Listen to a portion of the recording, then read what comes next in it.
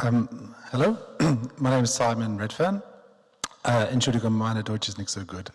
I've been living in Berlin for too many years, but well, not too many years, but too many years for the level of my German.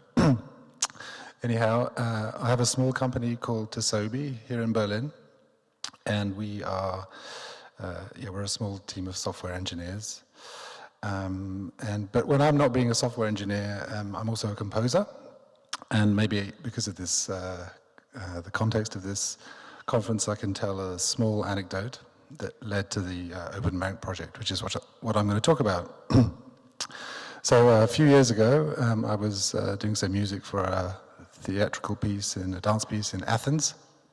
And during the breaks from the theatre, I was wandering around Athens and getting chased by dogs sometimes, and just taking in the views and the scenes, and I noticed lots of EU-funded projects. And I'm going to turn this off, that's better, okay.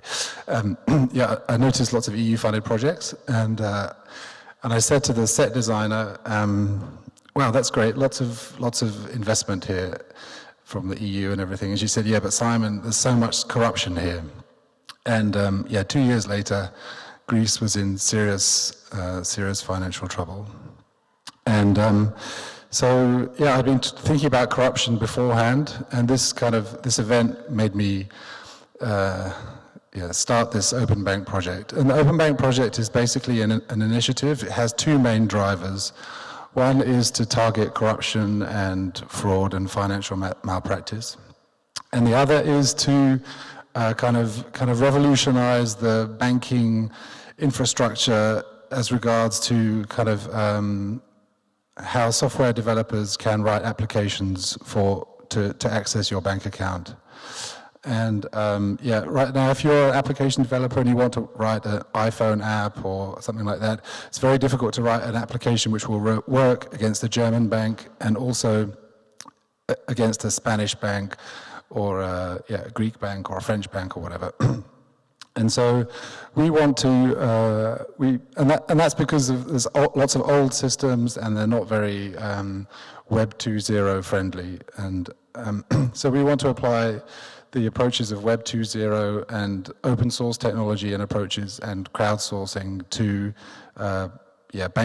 external banking systems, because we believe that better transparency will lead to less corruption and more engagement of the public in institutions which adopt more transparency.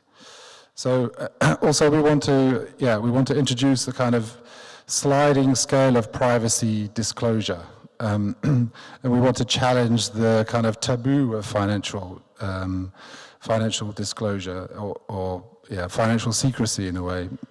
And this might be useful for, say, publicly funded bodies, which should be, the EU or a government funds a public body, and the citizens should be able to see where that money is being spent kind of in real time, and there's no technical reason why that should not be possible. There are services like Twitter and Flickr and lots of these Web 2.0 services, and they all provide APIs that let application developers write interesting applications on top of these services. So why should our banks be any different?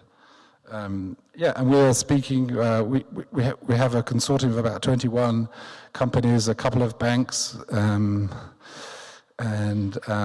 applying for EU funding to get this initiative off the ground, and we're going to hold some coding days at the Tasobi office in June in Berlin. And we've got lots of interest from the open source community.